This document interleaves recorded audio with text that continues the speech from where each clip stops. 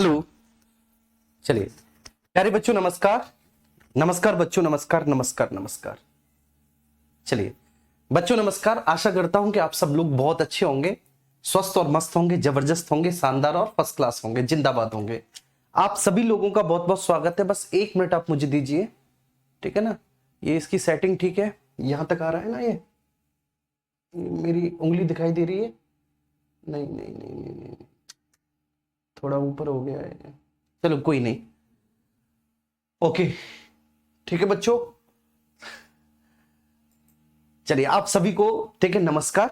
Start करते हैं। संसद के बारे में चर्चा कर रहे थे। आर्टिकल 79 में संसद का गठन है। 79 में यह बोला है कि संसद 2 सदन और 3 अंगों से मिलकर बनेगी। संसद में जो 2 सदन हैं, ठीक है, उनमें से एक निम्न सदन है, एक उच्च सदन है। जो उच्च सदन है वो राज्यसभा है, जो निम्न सदन है वो लोकसभा है। जो निम्न सदन है, ठीक है, वो प्रथम सदन भी है। क्यों? क्योंकि वो जनता का सदन है और लोकतंत्र में सब कुछ जनता ही होती है, क्योंकि लोकतंत्र है ही जनता का, जनता के लिए और जनता के द्वारा शासन। तो इसलिए जो निम्न सदन है, चूंकि वह जनता का सदन है, इसलिए वह प्रथम सदन है।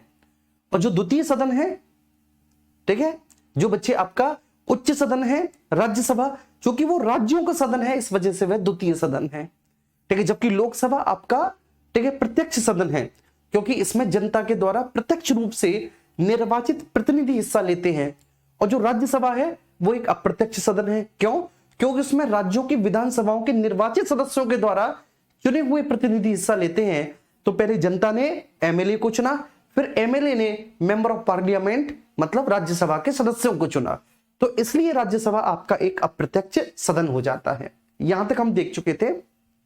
संरचना के बारे में बात कर रहे थे। आर्टिकल 80 में हमने सबसे पहले राज्यसभा की संरचना को पढ़ा। राज्यसभा की संरचना में आर्टिकल 80 में, ठीक है, हमने राज्यसभा की संरचना को देखा था। अब राज्यसभा की संरचना में भैया जी हमने क्या देखा? तो राज्यसभा की संरचना में हमने देखा कि राज्यसभा की जो अधिकतम सदस्य संख्या है वह 250 है, ठीक है। अब इन 250 में से 238 तो विभिन्न राज्यों के विधानसभाओं के सदस्यों के द्वारा निर्वाचित होंगे, ठीक है, जिनकी संख्या 238 होगी, और 12 राष्ट्रपति जी के द्वारा मनोनीत होंगे। ये जो 12 राष्ट्रपति के द्वारा मनोनीत होंगे, ये पूरी प्रक्रिया हमने आयरलैंड के संविधान से ली है। राज्यसभा में 12 सदस्यों का जो नामांकन होता है, मनोनयन होता है।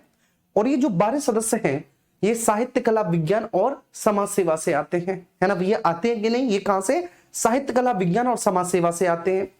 इसके बाद जो आपके 238 है वो विभिन्न राज्यों की विधानसभाओं के निर्वाचित प्रतिनिधियों के द्वारा आते हैं। लेकिन वर्तमान सदस्य संख्या 245 है।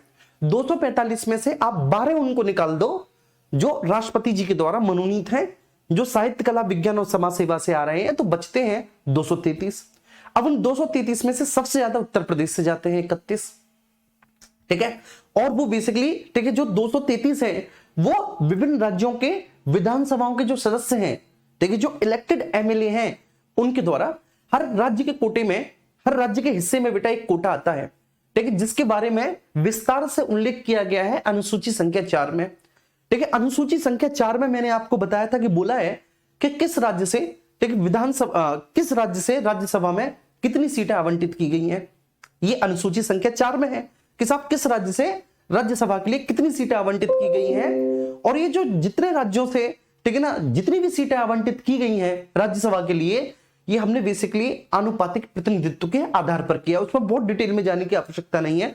उन्हें मैं आईएएस और पीसीएस वाले बच्चों को बताता हूं कि वो, ठीक है, रेशनल रिप्रेजेंटेशन का आधार क्या है। आपको नहीं पढ़ना इतना, ठीक है। चलिए, ठीक है, तो कुल मिलाकर, और वहां पर भी जो हम हिस्से का बंटवारा करते हैं वो इस तरह से करते हैं, किस पॉलिटिकल पार्टी को कितनी सीटें मिली हैं, उस सीटों के आधार पर, ठीक, एक संख्या हम फिक्स कर लेते हैं प्रत्येक राज्य में कि अगर इतनी सीटें मिल रही हैं तो आप एक राज्यसभा में अपने सदस्य को भेज सकते हैं, ठीक है, इतनी सीटों पर, तो वो भी निर्धारित किया जाता है। चलिए, लेकिन लोकसभा जो है, ठीक है, लोकसभा की संरचना के बारे में हमने आर्टिकल 81 में देखा। लोकसभा में अधिकतम सदस्य संख्या आज भी 552 है, जिनमें 2 तो एंग्लो इंडियन होंगे।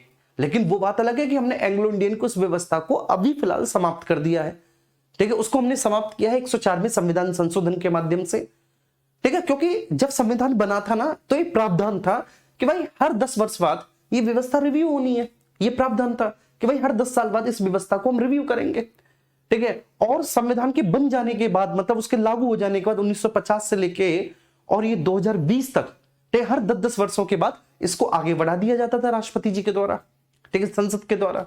लेकिन फिलहाल कुल मिलाकर, ठीक है, इस बार संसद ने इस पर रोक लगा दी कि नहीं, ठीक है, अब इस व्यवस्था को हम यहीं पर समाप्त करते हैं। और जो बाकी के बचे हुए 550 हुए, उनमें से 530 अधिकतम राज्यों से आएंगे और 20 अधिकतम यूटी से आएंगे। वर्तमान में कितने हैं? 543। इन 543 में से 19 यूटी से आते हैं और 524 राज्यों से आते हैं। 19 यूटी में से जो सबसे ज्यादा आते हैं वो दिल्ली से आते हैं 7, और उसके बाद दूसरे नंबर पे जम्मू कश्मीर से आते हैं 5, ठीक है। तीसरे नंबर पर दमनदीप से आते हैं, क्योंकि वो एक हो गया दमनदीप दादर नगर हवेली, ठीक है, 26 जनवरी को, तो वहां से 2 आते हैं। बाकी का सारे के सारे यूटी से, ठीक है, एक एक सदस्य लोकसभा में आता है, ठीक है, ओके। अब एक भैया पूछ रहे हैं कि सर एंग्लो इंडियन क्या है? भैया नहीं है, बहन है हमारी, जिनका नाम है पूनम गौतम, ठीक है। पूनम, ये एक्चुअली डिसएडवांटेज है, ठीक है, एक दिन क्लास में आओगे, एक दिन नहीं आओगे, तो फिर ऐसे ही क्वेश्चन आप पूछोगे कि सर ये क्या है, वो क्या है। कल की क्लास आप देख लेना, आपको पता चल जाएगा, ठीक है, एंग्लो इंडियन क्या है।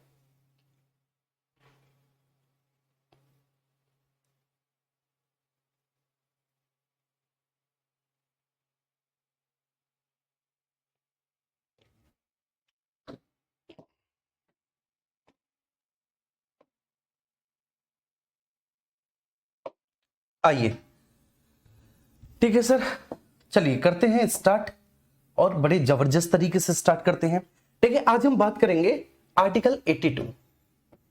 देखो, ठीक है, आपको ये तो पता है, बहुत अच्छे से आप जानते हैं कि प्रत्येक 10 वर्ष के बाद जनगणना होती है। बोलो बेटा, होती है कि नहीं? आप सब लोगों को पता है। चलिए, आपका डांस बहुत अच्छा था कल का, चलिए थैंक यू सर। गेहूं अच्छा छानते हो आप, चलिए थैंक यू, ठीक है। चलिए, ठीक है, अब अपने टॉपिक पर आते हैं। तो हमें पता है कि प्रत्येक 10 वर्ष के बाद क्या होती है? जनगणना होती है, ठीक है। इस बार जनगणना नहीं हुई बिकॉज ऑफ कोविड, ठीक है, लेकिन वो जल्दी ही उसके आंकड़े आ जाएंगे, ठीक है, वो इन प्रोसेस है। चलिए, ठीक है, तो आर्टिकल 82 में बोला है कि हम प्रत्येक जनगणना के बाद सीटों का रीअरेंजमेंट करेंगे, क्योंकि लोकसभा और राज्यसभा की जो सीटों का निर्धारण है वो जनसंख्या के अनुपात में ही तो है। बोलो, लोकसभा और राज्यसभा की सीटों का निर्धारण भैया जी, ठीक है, किसके? जनसंख्या के अनुपात में है, ठीक है। अब जैसे ही 10 वर्ष के बाद जनगणना होगी तो जनसंख्या में परिवर्तन होगा, ठीक है, या तो घटेगी या बढ़ेगी। अब भारत जैसे देश में घटना तो, ठीक है, नामुमकिन है, बढ़ेगी बढ़ेगी, ठीक है। चलिए, बहुत अच्छी बात है, बहुत तरक्की कर रहे हैं हम इस मामले में। तो जब 10 वर्ष के बाद जनगणना के आंकड़े आएंगे और उन आंकड़ों के मद्देनजर हम सीटों का पुनः समायोजन करेंगे, ठीक है। तो ऐसा बोला है कि प्रत्येक जनगणना के बाद सीटों का पुनः समायोजन, क्योंकि क्यों पुनः समायोजन? क्योंकि सीटों का आवंटन जनसंख्या के आधार पर होता है, ठीक है, on the basis of the census, ठीक है, we have to divided the seats, ठीक है, यार decided the seats of Lok Sabha and Rajya Sabha, ठीक है। ये बात आपको समझ में आई? तो आर्टिकल 82 में क्या है? प्रत्येक जनगणना के बाद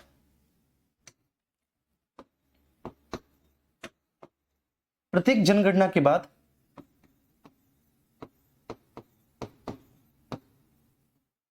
जनगणना के बाद सीटों का पुनः समायोजन,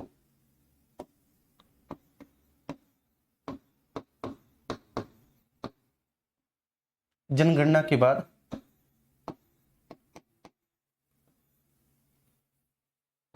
सीटों का पुनः समायोजन,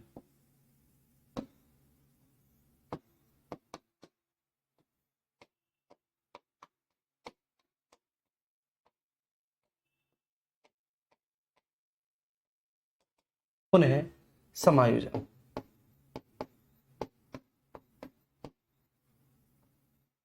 ठीक है, ध्यान रखना। तो प्रत्येक जनगणना के बाद भैया जी क्या? सीटों का पुनः समायोजन, ठीक है। ये आर्टिकल 82 का विषय वस्तु, ये आर्टिकल 82 का कॉन्सेप्ट है। अब आप ब्रैकेट में क्या लिखेंगे मैं आपको बताता हूं। अब आप ब्रैकेट में लिखेंगे, क्योंकि ठीक है, सीटों का जो निर्धारण होता है वो जनसंख्या के आधार पर होता है, ठीक है। तो आप लिख लेंगे क्योंकि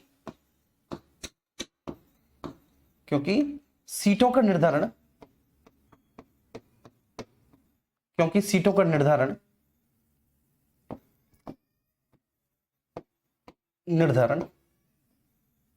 जनसंख्या के आधार पर होता है, जनसंख्या के आधार पर होता है।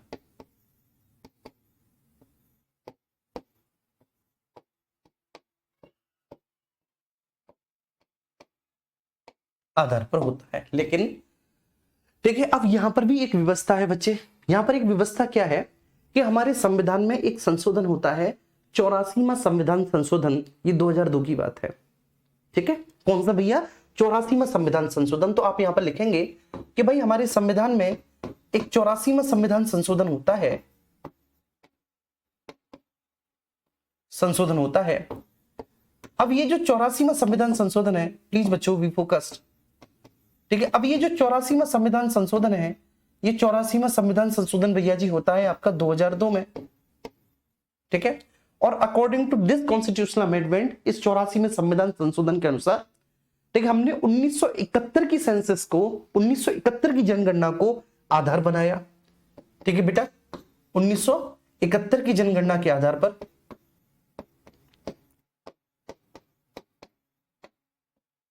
जनगणना के आधार पर,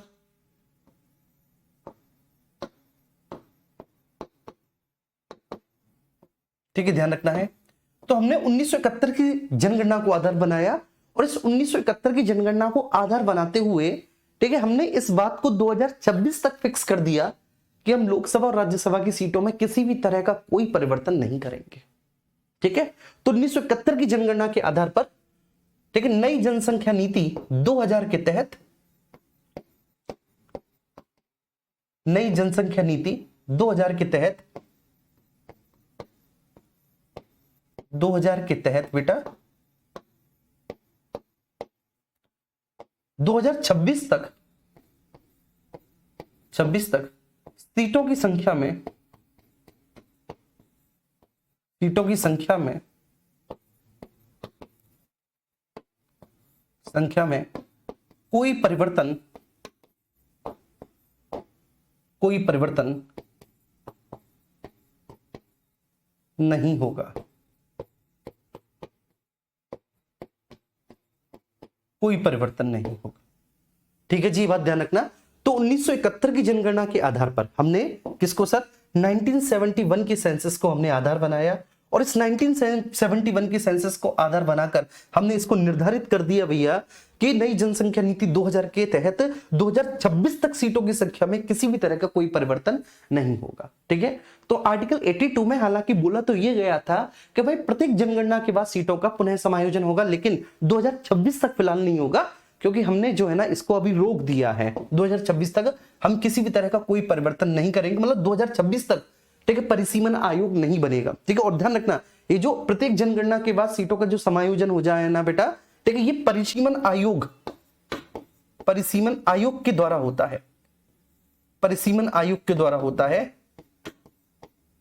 के माध्यम से होता है, लेकिन 2026 तक परिसीमन आयोग नहीं बनेगा। ठीक है, ये निर्वाचन आयोग के अंतर्गत ही गठित होता है। बस इतना आपको समझना है, और इसके अलावा कुछ भी नहीं। ठीक है, और उम्मीद ये करूंगा कि आर्टिकल 82 भी आपको बहुत अच्छे से क्लियर हो चुका होगा, है ना। आई डोंट थिंक सो कि यहां तक किसी को किसी भी तरह का कोई भी इश्यू हो। ठीक है, सारे बच्चों का एक एक पॉइंट बहुत अच्छे से क्लियर हो गया होगा।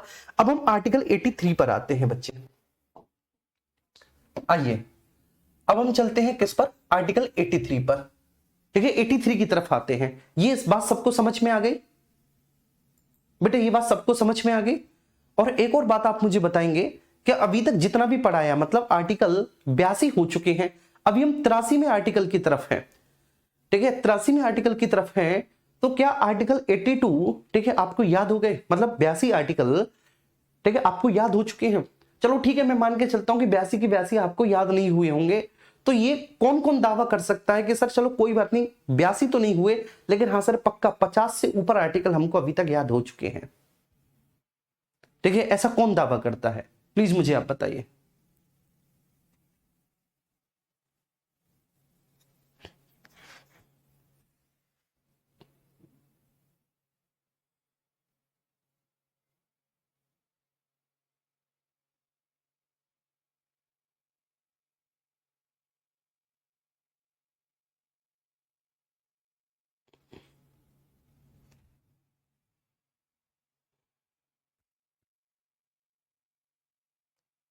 चलो अभी कह रहे हैं सर आपको एक आर्टिकल पूछना सब याद है, चलिए सब याद है, क्या बात है, बहुत अच्छे। चलो मोस्टली स्टूडेंट्स ये कह रहे हैं सर 70+ मुझे याद है, चलिए क्या बात है, बहुत अच्छे, शानदार बच्चों। ऐसे ही जज्बा और जुनून के साथ पढ़ते रहो, ऐसे ही अच्छे से आप लोग पढ़ते रहो।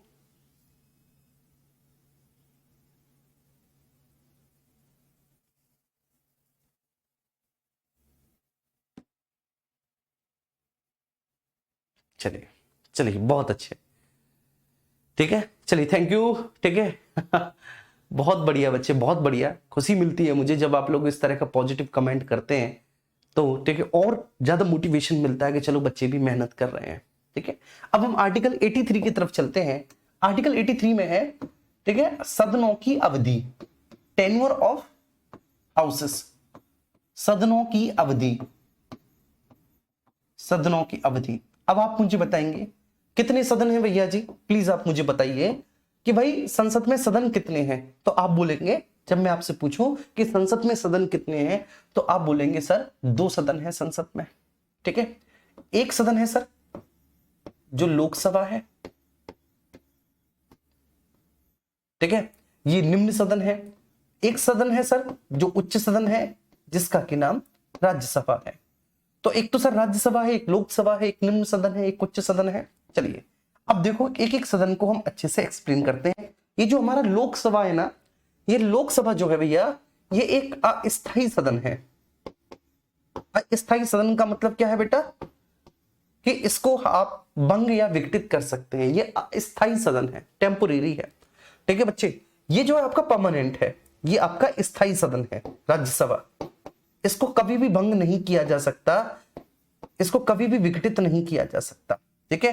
तो ये अस्थायी सदन है क्योंकि इसको विघटित ऑब्लिक भंग, मतलब इसको डिसॉल्व किया जा सकता है, भंग किया जा सकता है, इसको डिसॉल्व किया जा सकता है, किया जा सकता है,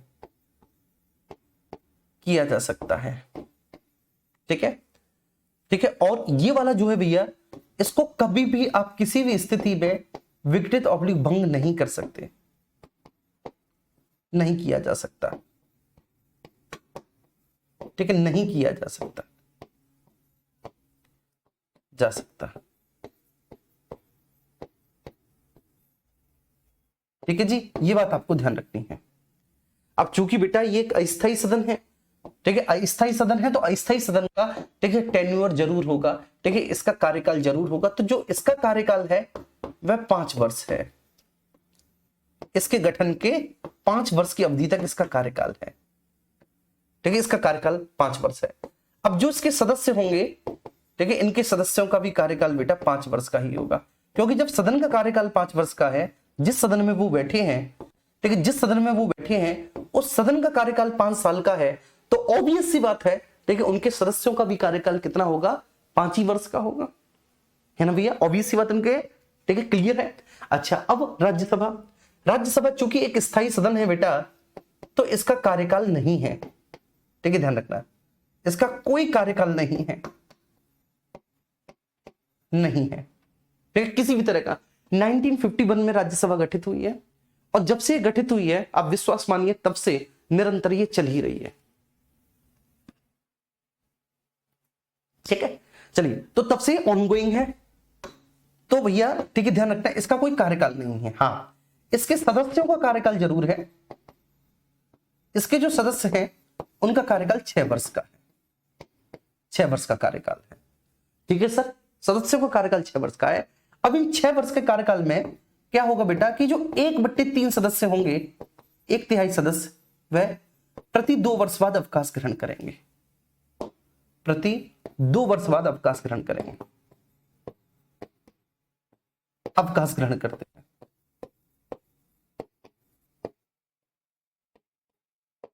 ग्रहण करते हैं,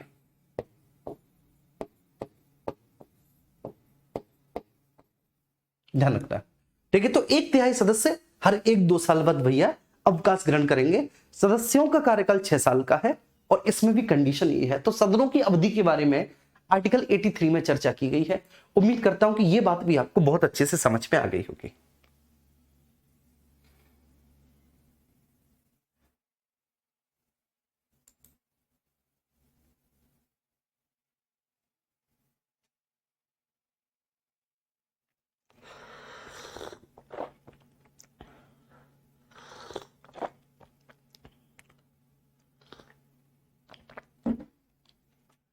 चलिए, ठीक है जी, बात क्लियर हुई। अच्छा, अब सबसे पहले अब हम बात करेंगे कॉन्सेप्ट की। ठीक है, अब पूरी कहानी हमारी कॉन्सेप्ट पे आकर रुकेगी कि सर राज्यसभा का जो गठन हुआ होगा वो किस तरह से हुआ होगा, कैसे हुआ होगा, ठीक है, क्या सर्कमस्टांसेस रही होंगी, इसको हम देखते हैं। ठीक है, और ये हमें समझना बहुत जरूरी है जब तक, ठीक है, ये दो चीजें जो मैंने आपको बताई एक बार आप इनका अच्छे से रिवीजन कीजिए बढ़िया तरह से बेटा, करो सब लोग। ठीक है, 1 मिनट मैं आपको देता हूं, 1 मिनट में बहुत अच्छे से आप आर्टिकल 82 को कंफर्म कर लीजिएगा।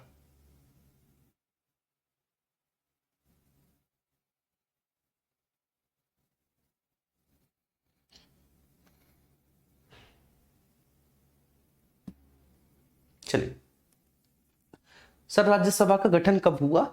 बेटा राज्यसभा का गठन हुआ था 13 मई 1952 को।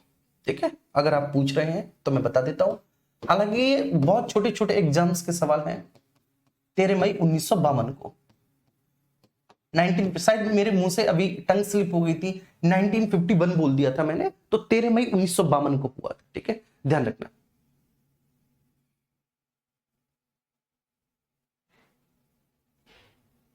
1952 को।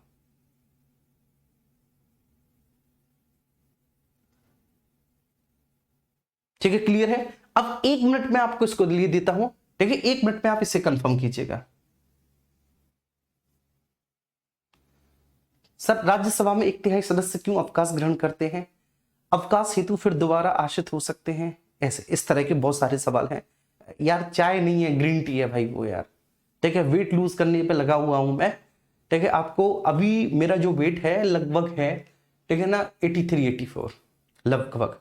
3 महीने बाद मैं लगभग आपको दिखूंगा। ठीक है ना, मैं आपसे प्रॉमिस करता हूं। ठीक है, आप इतने सारे बच्चों से, प्यारे बच्चों से, ठीक है, अब मैं तुमसे गलत प्रॉमिस नहीं करूंगा। 3 महीने बाद लगभग मैं आपको मिलूंगा। ठीक है, 65 से 68 के बीच इतना वजन, इतना वेट मुझे लूज करना है। ठीक है, अभी मेरा टारगेट है। चलो ठीक है, ये बात क्लियर हुई। ठीक है, यहां तक। अब 1 मिनट में आपको देता हूं, इस 1 मिनट में आप इस बात को कंफर्म कीजिएगा बहुत अच्छे से।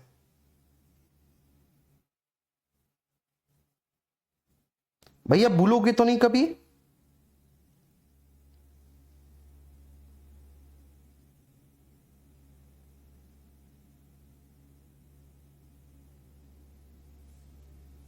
अच्छा, लो साहब एक और सवाल आ गया सर, लोकसभा का। बेटा लोकसभा का हुआ था 17 अप्रैल 1952 को। ठीक है, लो अगर आप लिखना चाहते तो लिख लो, ये बहुत छोटे छोटे सवाल हैं। ठीक है, छोटे एग्जाम्स में बेसिकली वनडे कॉम्पिटेटिव एग्जामिनेशंस में पूछे जाते हैं, लेकिन कोई बात नहीं। ठीक है, आप लोगों की इच्छा थी तो बता दी। ठीक है, 17 अप्रैल 1952 को, 1952 को। ठीक है, अच्छा एक और बात मैं आपको बता देता हूं यहां पर, जो लोकसभा के प्रथम आम चुनाव थे, ठीक है, यहीं पर बता देता हूं मेरे प्यारे बच्चे, ये क्वेश्चन भी आपसे पूछा जा सकता है। जो लोकसभा के प्रथम आम चुनाव थे वो कब से कब तक चले? प्रथम आम चुनाव अगर ये आपसे पूछा जाए कि भैया जी जो लोकसभा के प्रथम आम चुनाव थे वो कब से कब तक संपादित हुए, वो कब से कब तक संपन्न हुए, तो जो बच्चे पहले आम चुनाव थे यहां पर प्लीज फोकस करना। जो प्रथम आम चुनाव थे, जो पहले मैंगो इलेक्शन थे, ठीक है, वो आपके चले थे भैया 25 अक्टूबर 1951 से, 25 अक्टूबर 1951 से। और भैया जी कब तक चले थे? 25 अक्टूबर 1951 से। ठीक है, एनी गैस, कोई भी मेरे प्यारे बच्चे बताए? तो ये चले थे आपके 21 फरवरी 1952 तक। ठीक है ना, चलिए उसके बाद ठीक है आपके 17 अप्रैल 1952 को पहली लोकसभा गठित हो चुकी थी। ठीक है, तो 25 अक्टूबर 1951 से 21 फरवरी 1952 तक चले थे। आपको दिख रहा होगा, मैं इधर उठ जाता हूं।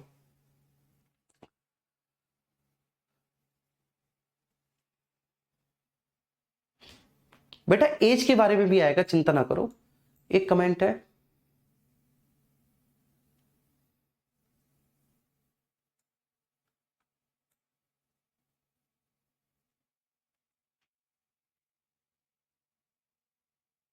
ठीक है सर, ये क्लियर है ना?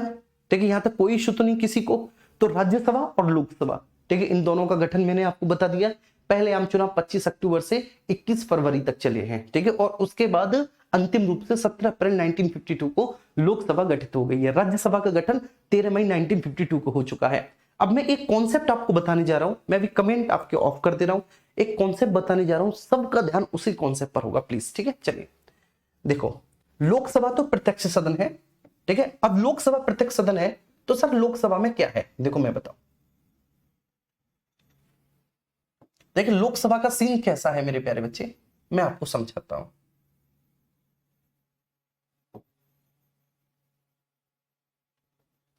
चलिए, लोकसभा का सीन कैसा है मैं आपको बता रहा हूं। देखो लोकसभा जो है, पहले आप यहां पे समझना बच्चे कि जो लोकसभा है,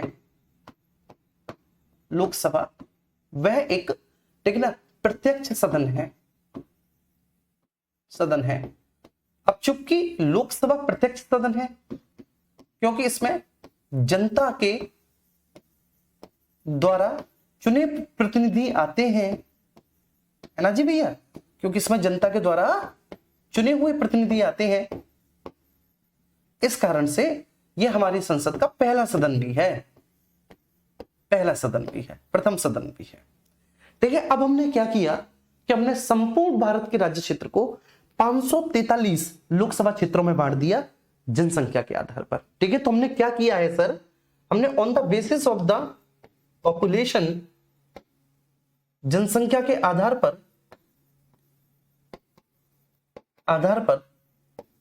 संपूर्ण भारत के राज्य क्षेत्र को, संपूर्ण भारत के राज्य क्षेत्र को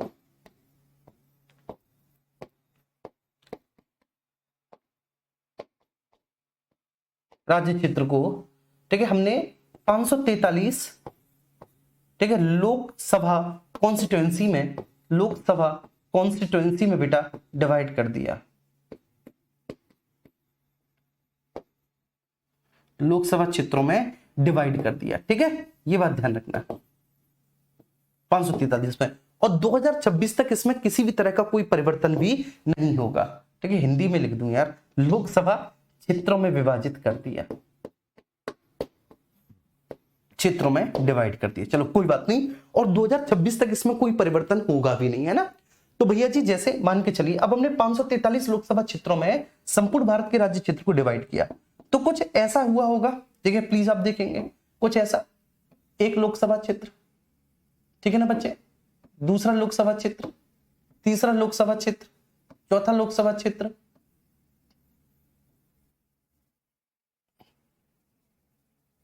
चौथा लोकसभा क्षेत्र, पांचवा लोकसभा क्षेत्र, है ना, इस तरह से, छठा लोकसभा क्षेत्र, सातवां लोकसभा क्षेत्र, आठवां लोकसभा क्षेत्र, नवां लोकसभा क्षेत्र, 10वां लोकसभा क्षेत्र, 11वां, 12वां, 13वां, 14वां, 15वां, ठीक है, कुछ ऐसे बेटा, इस तरह से हमने संपूर्ण भारत के राज्य क्षेत्र को 543 लोकसभा क्षेत्रों में डिवाइड कर दिया।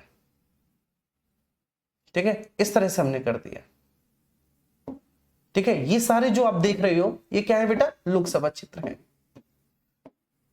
ठीक है, अब इसको मैं पूरी प्रोसेस को आपको समझा चुका हूं, ये प्रोसेस बड़ी आसान है। ठीक है, ये प्रोसेस बड़ी आसान है। अब जैसे मान के चलिए कि यह एक लोकसभा क्षेत्र है, ठीक है, सपोज दैट मेरे प्यारे बच्चे ये एक लोकसभा क्षेत्र है, ठीक है, और इस लोकसभा क्षेत्र में जो मतदाता हैं, मतदाताओं की जो संख्या है वह आप लगभग मान के चलिए कि ठीक है 2.5 लाख है। इस लोकसभा क्षेत्र के अंतर्गत 2.5 लाख मतदाता है।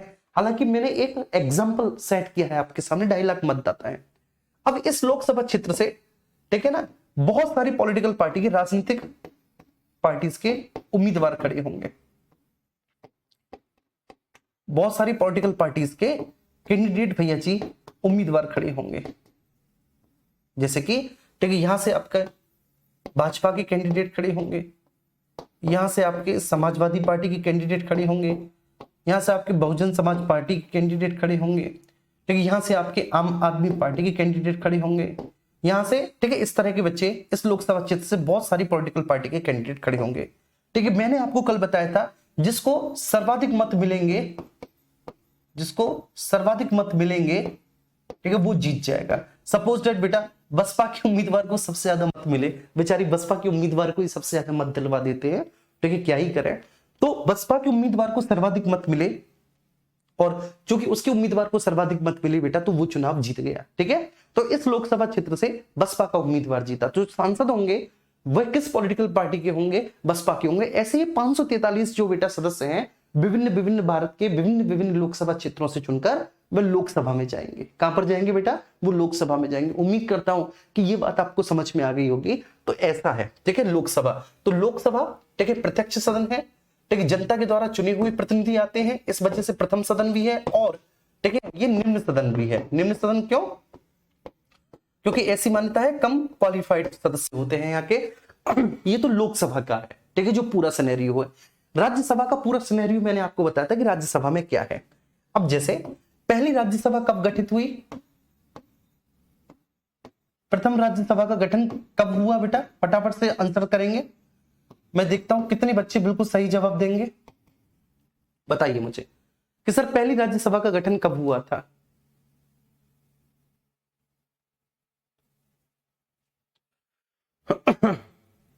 प्रियंका, ठीक है, जो आप प्रश्न पूछ रही है ना, कल मैंने सबके जवाब दे दिए, ठीक है, इसलिए कल की क्लास में तुम्हें होना चाहिए था प्रियंका। 13 मई 1952 को। अभी बहुत अच्छे बेटा, बहुत अच्छे।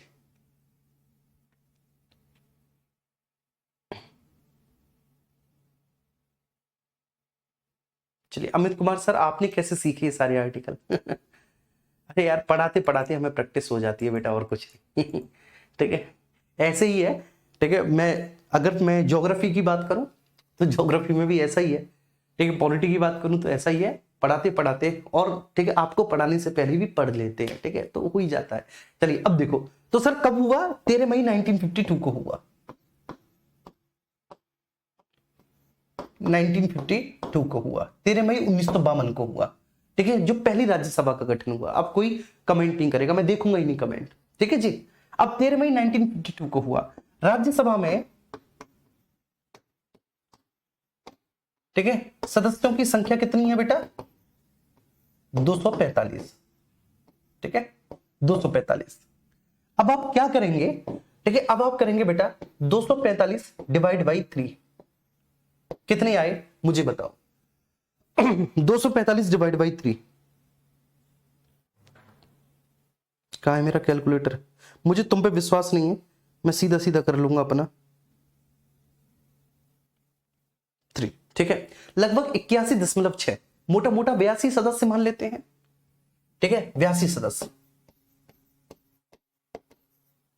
82 सदस्य। चलिए तो देखो बच्चे हुआ क्या, मैं आपको बताता हूं कि 13 मई 1952 को, 13 मई 1952 को, 13 मई 1952 को, ठीक है, 82 सदस्यों का चुनाव हुआ। 52 को 82 सदस्यों का चुनाव हुआ। 1952 को, बात समझ में आ गई? 13 मई 1952 को 82 सदस्यों का चुनाव हुआ, बिल्कुल क्लियर सी बात है।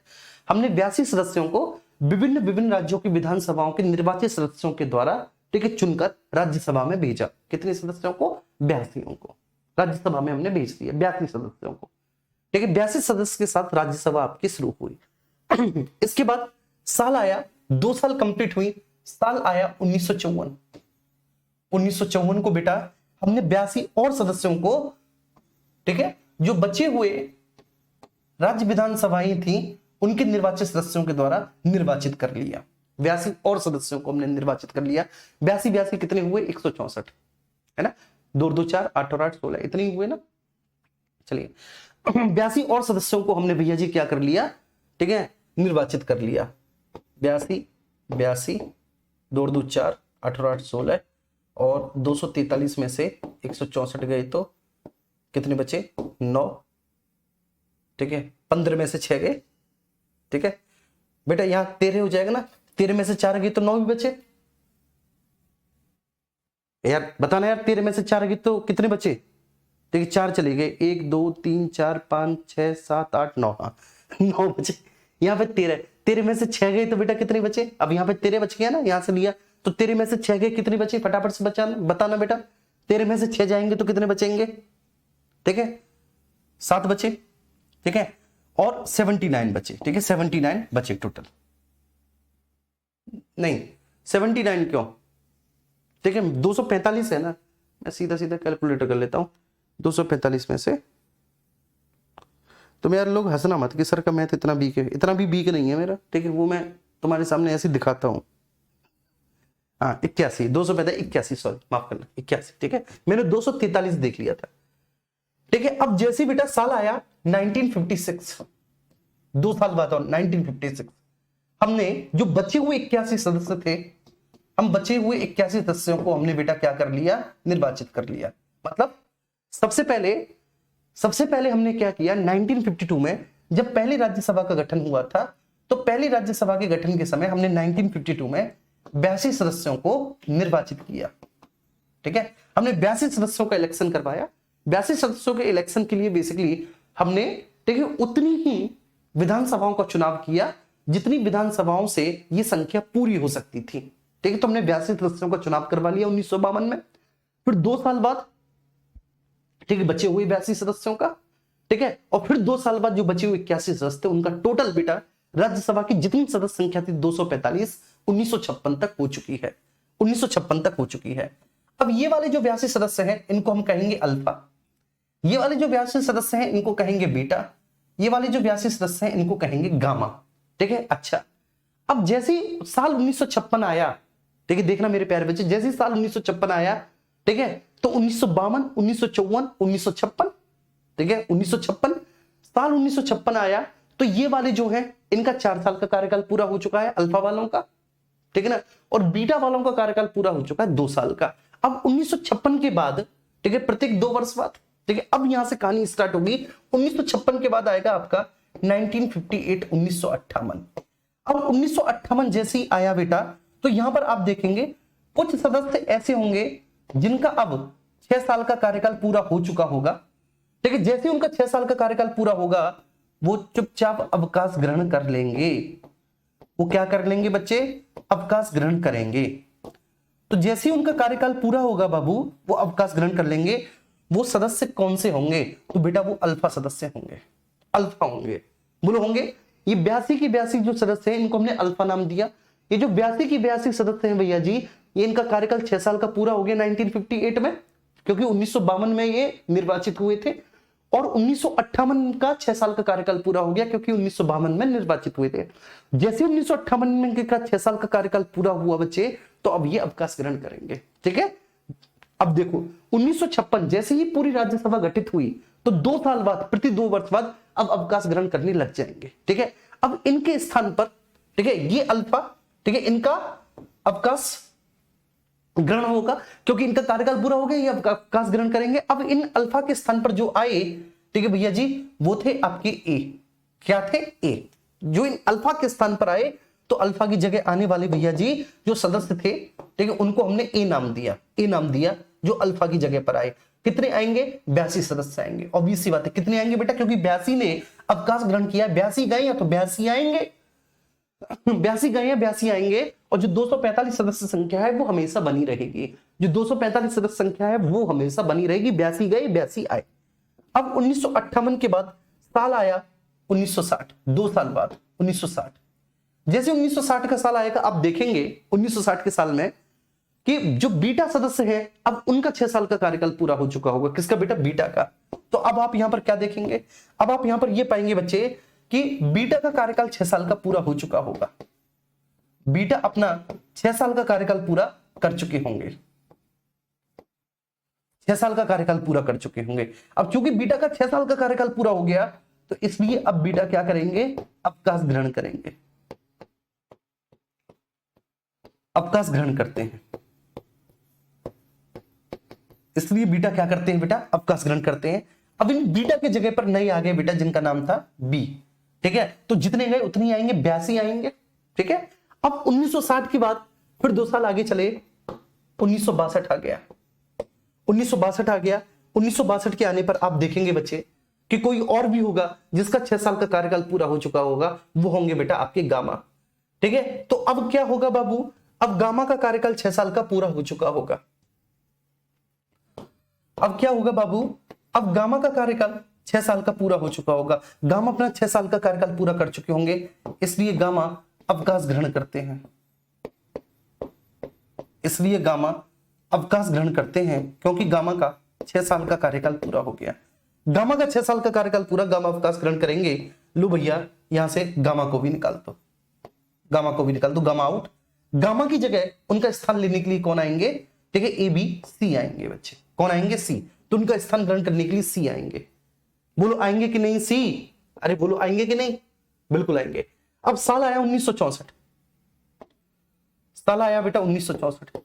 जैसे साल 1964 आया तो आप देखेंगे मेरे प्यारे बच्चे कि कोई होगा जिसका 6 साल का कार्यकाल पूरा हो चुका होगा, कोई होगा जिसका 6 साल का कार्यकाल पूरा हो चुका होगा। वो कौन है? ए, है ना बेटा। देखो 1958 से 1964, 2 2 दूनी 4, 2 3 6, यहां पर इनका 6 साल का कार्यकाल पूरा हो गया। किसका भैया जी? ए का। तो ए का 6 साल का कार्यकाल पूरा, ए बाहर जाएगा, ए की जगह पर का आएगा। ठीक है, ए की जगह पर कौन आएगा बेटा? का आएगा। फिर इसके बाद आगे चले, और आगे चलने के बाद साल आया 1966, साल 1966 आया। अब आप देखेंगे कोई और भी होगा जिसका पूरा 6 साल का कार्यकाल पूरा हो चुका होगा। किसका बेटा? बी का। तो जैसे बी का 6 साल का कार्यकाल पूरा होगा तो बी बेटा बाहर जाएगा। ठीक है, बी बेटा बाहर जाएगा और बी की जगह पर आएगा खा 1966 में। इसके बाद साल आएगा 1968, और जैसे साल 1968 आएगा कोई और भी होगा जिसका कार्यकाल 6 साल का पूरा हो चुका होगा, वो होगा सी बेटा। तो अब सी ठीक है बाहर जाएगा और सी की जगह पर आएगा गा।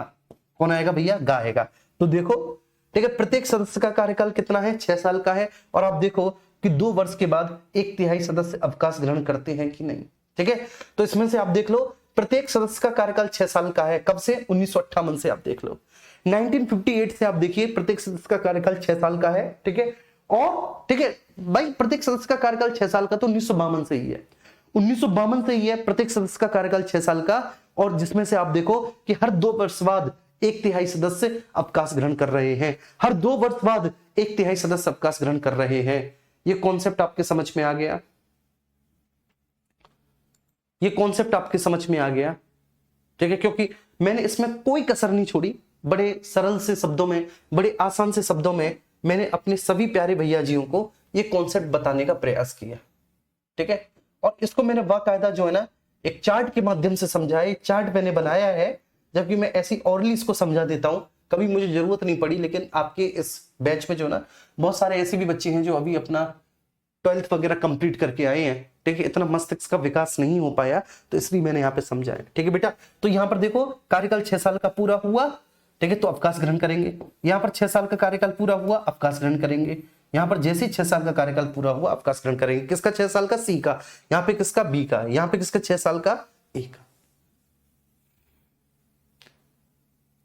अब ये मत पूछना कि सर 1952 में 82 सदस्य ही क्यों?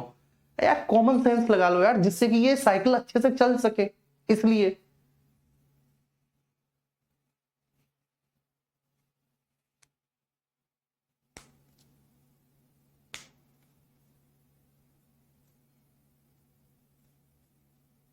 ठीक है, 2-2 साल बाद नए आते रहते हैं, पुराने जाते रहते हैं, हैं? 2-2 साल बाद नए आते रहते हैं, पुराने जाते रहते हैं। और बेटा जो पुराने जाते रहते हैं वो अपना 6 साल का कार्यकाल पूरा करते रहते हैं। तुम में से भी कई सारे ऐसे लोग होंगे, ठीक है ना, जो हर 1-2 साल पे चीजों को बदल देते होंगे। क्यों भाई? क्यों? ऐसा आजकल बहुत चल रहा है, ठीक है ना, खासकर पापा की परियों में बहुत है। चलिए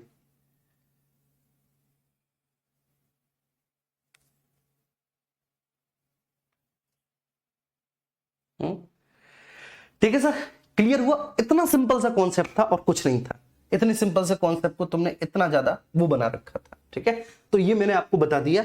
आर्टिकल ठीक है किसको? 83 को हम कंप्लीट कर चुके हैं। अब आर्टिकल 84 पे आएंगे। ठीक है सर, 84 पे आएंगे बच्चे, आ जाओ। ठीक है, एक एक आर्टिकल लेके चलूंगा मैं, चिंता ना करो। पॉलिटी को एंजॉय करो यार। ये नहीं सर ऐसे तो पॉलिटी कंप्लीट ही नहीं होगी, ऐसे तो पॉलिटी कब कंप्लीट होगी। ठीक है, पूरा 1 घंटा पढ़ाता हूं, आपको भी पता है, कभी बेटा कोई कटौती तो नहीं कर सकता। और कोई फालतू का ऐसा भी नहीं कि मैं कोई तुम्हें कुछ आदर्शवादी वाली बात बता रहा हूं। ठीक है, ऐसा भी कुछ नहीं कर रहा। सिंपल सी बात है, बस पढ़ाता हूं। ठीक है, तो इतना तो सर आपको जो है ना समझना पड़ेगा बेटा।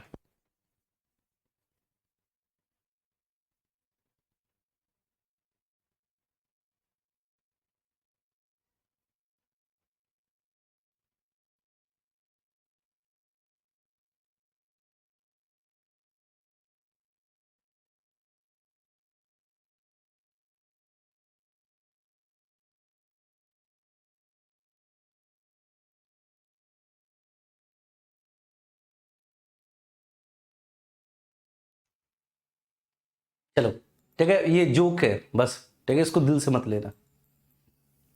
चलिए आर्टिकल 84 आया। आर्टिकल 84 में सदस्यों की योग्यता है, ठीक है, क्वालिफिकेशन ऑफ मेंबर्स, सदस्यों की योग्यता है, योग्यता है आर्टिकल 84 में। तो जो आर्टिकल 84 है, आर्टिकल 84 में क्वालिफिकेशन के बारे में चर्चा है सदस्यों की बेटा। ठीक है, देखो क्वालिफिकेशन चाहे लोकसभा के मेंबर्स की हो या राज्यसभा के, दोनों के बारे में चर्चा आर्टिकल 84 में की गई है, ये बात ध्यान रखना। ठीक है, क्वालिफिकेशन देखिए दोनों की ही, चाहे लोकसभा की हो या राज्यसभा की, दोनों की क्वालिफिकेशन के बारे में चर्चा किसमें की गई है, आर्टिकल 84 में। बच्चे इस बात को क्लियर कर लेना।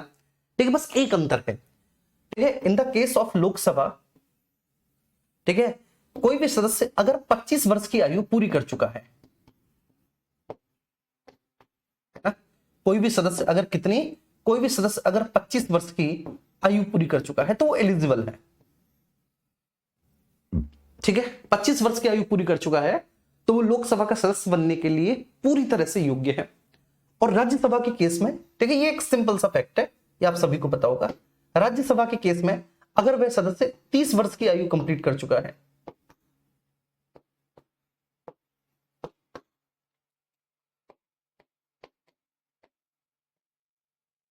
आयु कंप्लीट कर चुका है, तो ऑब्वियस सी बात है वो राज्यसभा का सदस्य बने जाने के लिए पूरी तरह से योग्य है। ठीक है, तो लोकसभा के केस में 25 वर्ष की आयु, राज्यसभा के केस में 30 वर्ष की आयु वो पूरी कर चुका है, तो वो सदस्य बने जाने के लिए पूरी तरह से योग्य है। बस इतना डिफर है दोनों में, बस एक ही कॉन्सेप्ट का अंतर है। बाकी की सारी जो योग्यताएं हैं, ठीक है, वह दोनों की समान है। बाकी की बेटा सभी योग्यताएं दोनों की समान है, सारी की सारी योग्यताएं दोनों की, ठीक है, बिल्कुल इक्वल है। ठीक है, और ये मजाक था यार, इसको आप इतना दिल से क्यों ले रहे हो? ठीक है, मजाक था, जोक था, ठीक है, ऐसा कुछ नहीं है। चलो ठीक है, हमेशा जीवन में ईमानदार बने रहो। ईमानदार बनना अपने आप में वास्तव में एक बहुत मुश्किल काम होता है, ईमानदार बने रहना, और हमको वास्तव में ईमानदार बनना चाहिए किसी भी रिश्ते में सही। ठीक है ना, अगर बाप बेटे का रिश्ता हो तो उन्होंने जो हम पर विश्वास किया है, हमें उस विश्वास पर पूरा खरा उतरना है, ईमानदार बने रहना है। माँ बेटी का रिश्ता हो, ठीक है, कैसा भी रिश्ता हो, कितना भी मधुर क्यों ना हो। ठीक है, चलिए तो बस यहीं पर विराम देते हैं, ठीक है, आपकी उस बात को। अब बाकी का मैंने बोला केवल एक ही योग्यता में दोनों में अंतर है कि लोकसभा के केस में उनको 25 वर्ष की आयु और राज्यसभा के केस में 30 वर्ष की आयु पूरी कर लेनी चाहिए। बाकी का दूसरी योग्यता, मैं भारत का नागरिक हूं,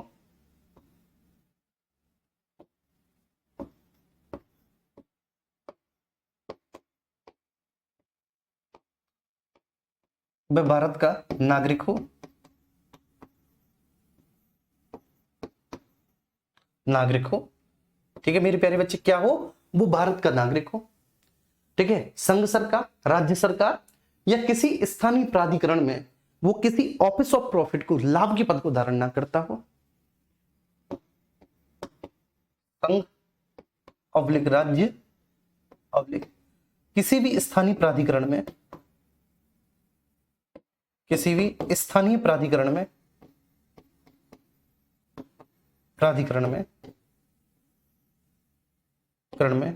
कोई लाभ का पद धारण ना करता हो,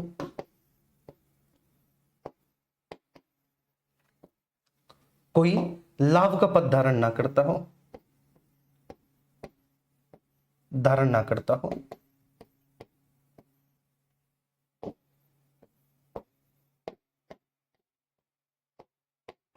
ना करता हो। ठीक है बच्चे, तो संघ सरकार, राज्य सरकार या किसी भी स्थानीय प्राधिकरण में वह किसी भी प्रकार के कोई भी लाभ के पद को धारण ना करता हो। बात समझ में आ रही है बच्चे? ऑफिस ऑफ प्रॉफिट, लाभ का पद, ठीक है।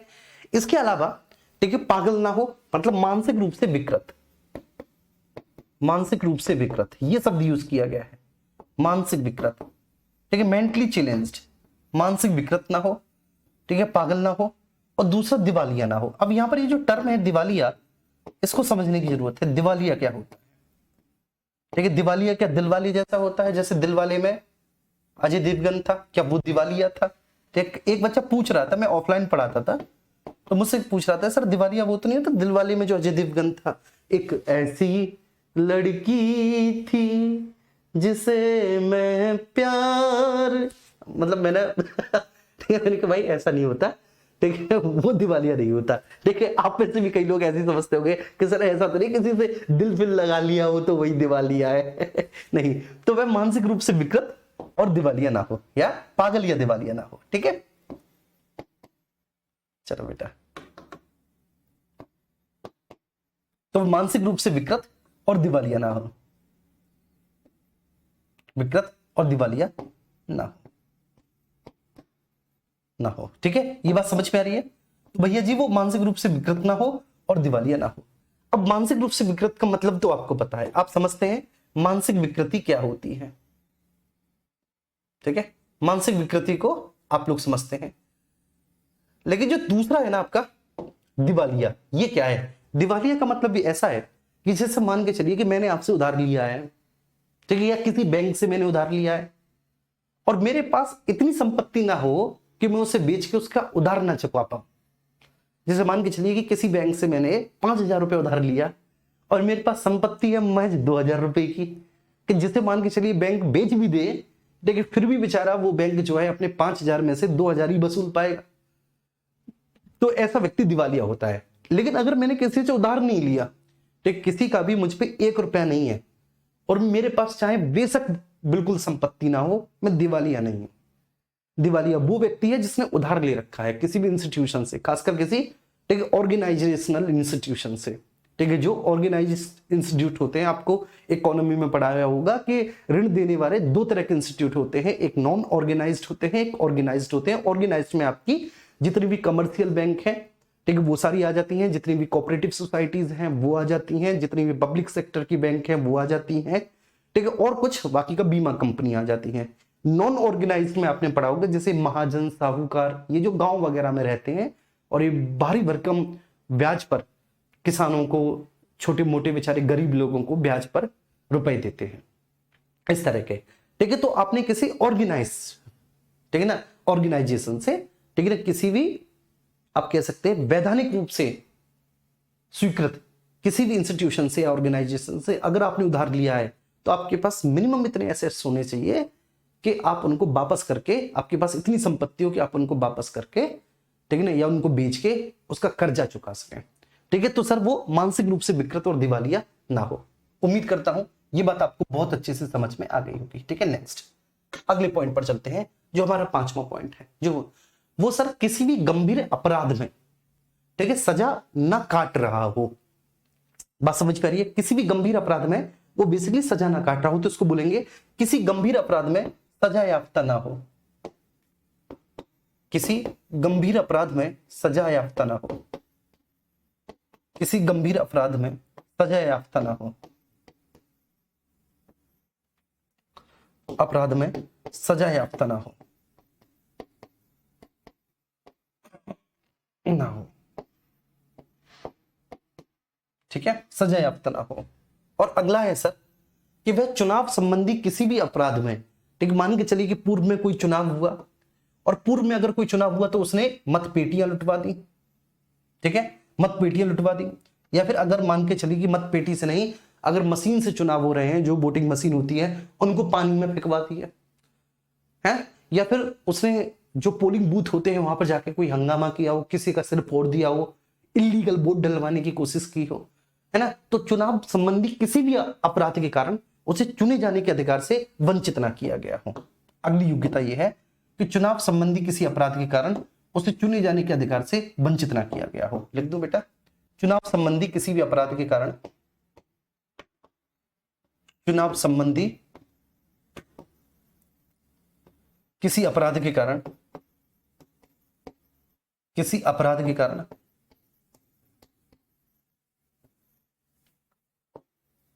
कारण चुने जाने के अधिकार से वंचित ना किया गया हो, चुने जाने के अधिकार से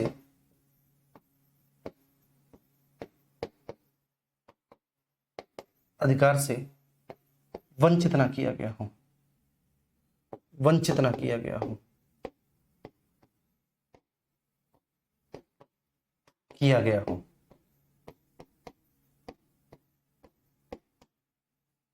ठीक है बेटा, तो ऐसा नहीं कि पूर्व में उसके खिलाफ कोई चुनाव संबंधी मामला है, ठीक है, जिसके कारण उसको चुने जाने के अधिकार से वंचित किया गया हो। तो चुनाव संबंधी किसी भी अपराध के कारण उसको चुने जाने के अधिकार से वंचित ना किया गया हो। ठीक है भैया, ये बात समझ में आ गई, यहां तक कोई इश्यू तो नहीं है। ठीक है, बिल्कुल सिंपल सी बात है। ठीक है, तो चुनाव संबंधी किसी भी अपराध के कारण चुने जाने के अधिकार से उसको वंचित ना किया गया हो। एक और बड़ा महत्वपूर्ण पॉइंट है कि आर्टिकल 101 से और 105 तक संसद सदस्यों के लिए डिस्क्वालिफिकेशन है। क्या है बेटा? आर्टिकल 101 से 105 तक संसद सदस्यों के लिए डिस्क्वालिफिकेशन है, तो वो उसमें ना हो। ठीक है, तो 101 से 104 तक जो संसद सदस्यों की निर्योग्यताएं हैं, सदस्यों की जो निर्योग्यताएं हैं,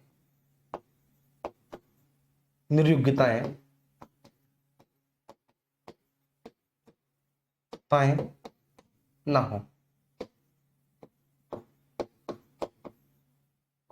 ठीक है, ध्यान रखना। तो आर्टिकल 101 से 104 तक संसद सदस्यों की निर्योग्यता उसमें ना हो।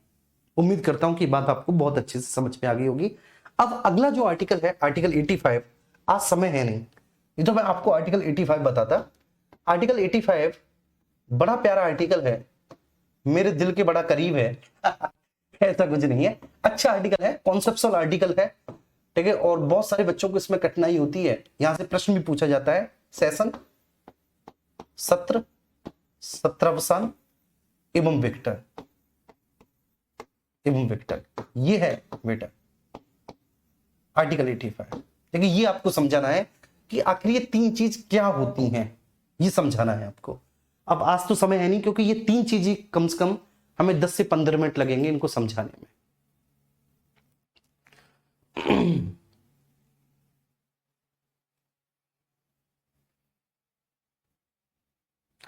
हाँ, जेल में से चुनाव लड़ सकते हैं, लेकिन वो गंभीर अपराध में सजा नहीं काट रहे। ठीक है, अगर वह गंभीर अपराध में सजा काट रहे हैं तो वह जेल में से भी चुनाव नहीं लड़ सकते। ठीक है, ध्यान रखना। ठीक है, मान के चलिए मामूली सा कारावास हुआ, कोई ऐसा अपराध किया जिसमें वो सजा काट रहे हैं कि वो अपराध की श्रेणी में एक निम्न कोटि का अपराध हो। ठीक है, तो उसमें चुनाव लड़ सकते हैं, कोई दिक्कत नहीं है।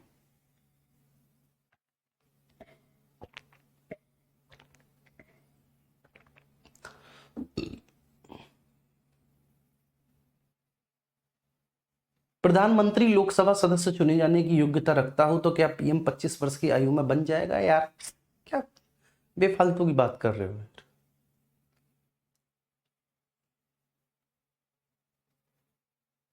वंचित ना किया गया हो मतलब कहने का आशय है कि उसे उसके उस अधिकार से, ठीक है ना, बेदखल ना किया गया हो। वंचित किए जाने का मतलब है बेसिकली, इंग्लिश में वंचित किए जाने को क्या बोलेंगे? कोई भी एक बच्चा प्लीज बता दे।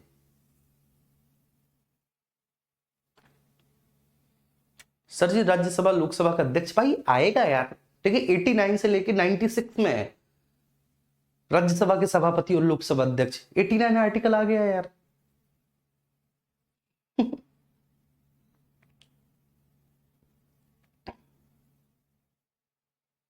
ठीक है सूरज,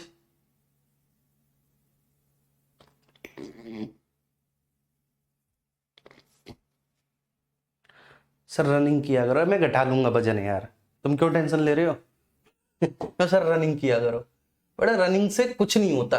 ठीक, अब तुम कहोगे अरे सर क्या बात कर रहे हो, हैं?